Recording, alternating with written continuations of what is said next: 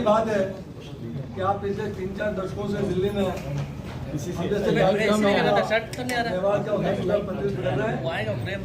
सवेरे आपको देखा होगा मीडिया में कि मैनिफेस्टो मुख्यमंत्री आपने माननीय मुख्यमंत्री जी ने, राष्ट्रीय अध्यक्ष जी ने, सीपी जोशी जी ने जयपुर में लॉन्चिंग की।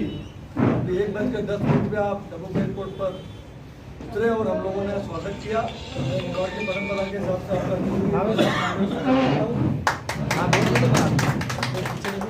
साथियों, हम तो पवन खेड़ा साहब के बीच में ज़्यादा नहीं रहना चाहता, लेकिन मैं ये बात बार बार और बारंबार भी इसलिए कहना चाहता हूँ कि जो हमारे नई पीढ़ी के कार्यकर्ता हैं उन्हें पता होना चाहिए कि सुखैया साहब के बाद और जो हमारे वर्तमान में राष्ट्रीय नेता हैं, चाहे डॉक्टर गिरिजा व्यास हो, डॉक्टर सीपी जोशी हो, रघु मीणा हो, उसके बाद हमारी नई पीढ़ी को सदैव संभालने का कार्यकर्ताओं और आम जनता की भी सेतु का अगर किसी ने काम किया है तो हमारे बड़े भाई पवन खेड़ा साहब हैं। प्रधानमंत्री के पद की गरिमा बनी रहनी चाहिए, क्योंकि एक बार अगर वो टूट जाती है, जो इकबाल टूट जाता है, फिर वो वापस नहीं बनता। बनाने में कई साल लगते हैं। इस बात का इल्म प्रधानमंत्री को खुद भी होना चाहिए। कहते हैं साहब इतनी तेज बटन दबाना कि फांसी लग जाए विपक्ष। अब बताओ, ये प्रधानमंत्री सुनकर हंसी आई ना आपको भी, मैं तो सिर्फ दोहराया, सब हंस रहे। आपका एक मंत्री, कृषि मंत्री, नाम है नरेंद्र तोमर। कृषि मंत्री का क्या काम है कि साहब उदयपुर में खेती मक्का कैसा हो रहा है, किसी और इलाके में धान कैसी हो रही, गेहूं कैसा हो रहा है, चना कैसा हो रहा है, सरसों कैसी हो रही है, यही काम है आपका? नहीं, उनको चिंता किस चीज की बताओ? गांजे की खेती। कहां? कनाडा में 10,000 करोड़ कृषि मंत्री का बेटा कनाडा में जाकर गांजे की खेती में हवाला के जरिए पैसा पहुंचा रहा है। ये कृषि मंत्री हैं देश।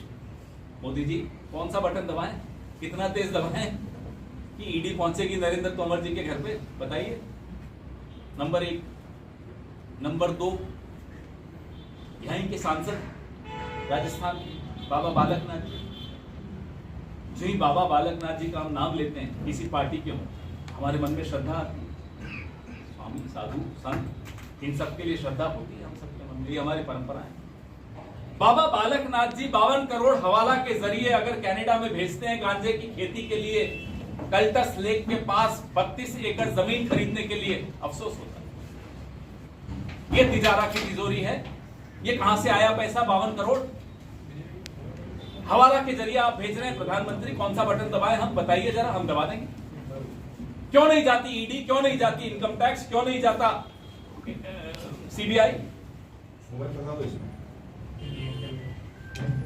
ये सारे बुनियादी सवाल हैं जो प्रधानमंत्री जी को सोचने चाहिए यहां आकर, गहलोत सरकार के खिलाफ बोलने के पहले या राजस्थान में कांग्रेस के खिलाफ बोलने से। हमें बदनाम ये लोग जब आकर करते हैं बाहर से, कन्हैयालाल टेलर जी के बारे में बार बार बात करते हैं। मैं फिर से चुनौती देकर जा रहा हूं, कोई भाजपा का नेता यहां आए, उसको पूछिए कि क्या घोष और अबकारी भाजपा के पोलिंग बूथ एजेंट थे या नहीं थे। मैं जानना चाहता हूं, पूरा देश जानना चाहता है, पूरा राजस्थान जानना चाहता है। प्रधानमंत्री इस पर भी झूठ बोल के चले। आइए हमारे जिलाध्यक्ष जी फतेह सिंह जी, आइए। हमें तो मालूम है ना किस डायरी में क्या लिखा है, नरेंद्र तोमर का नाम किस डायरी में है, संजीवनी का नाम किस डायरी में, हमें भी मालूम है कौन सी डायरी कहां है। सरकार आने दो। आप 7 दिन ईडी मुझे दे दीजिए, हमारे किसी साथी को दे दीजिए, 7 दिन नहीं 2 दिन दे दीजिए, चलिए बता देंगे आपको कौन सी लाल डायरी और कौन सी नीली डायरी, कौन सी पीली डायरी, कौन सी हरी डायरी, सारे रंग याद आ जाएंगे प्रधानमंत्री। 48 घंटे ईडी और सीबीआई हमें ले लीजिए, हम आपको बताते हैं एजेंसियों को कैसे यूज करते हैं, हम बताएंगे। पहली बार इस चुनाव में पिछले 30 साल से मैं राजस्थान की राजनीति को अच्छी तरह देख रहा हूं, बच्चा था तब से देख रहा हूं। पहली बार एक प्रो इनकम्बेंसी चुनाव, यानी कि जो सरकार है, मौजूदा सरकार, उसके पक्ष में एक चुनाव चल रहा है। ये राजस्थान में पहली बार। रिवाज बदल रहा है, राज नहीं बदल, ये दिखता। क्यों बदल रहा है रिवाज? ये आपके सामने। नीयत अच्छी, भरोसा नहीं तोड़ा लोगों का, जो कहा उससे कहीं ज्यादा करके दिखाया। इसलिए लोगों को लगता है कि जो 7 गारंटियों की बात कांग्रेस कर रही है इस पर अमल होगा, निष्ठा के साथ होगा। इसलिए हम आपके सामने आए हैं, हक के साथ वोट मांगने आए, क्योंकि प्यार का रिश्ता है, हक का रिश्ता है।